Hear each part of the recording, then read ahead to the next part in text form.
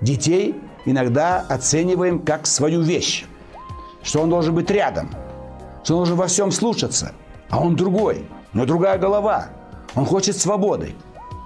Вот как бы главный призыв моей с вами беседы – свобода. Все хотят свободы. Поэтому, родители, готовьтесь к тому, что он уйдет и она. Будет другая семья. И упаси Бог вас вмешиваться.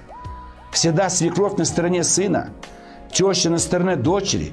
Вам кажется, что ваши дети самые лучшие. Вот он плохой, зять или невестка там, или еще кто-то. Слушайте, не вмешивайтесь.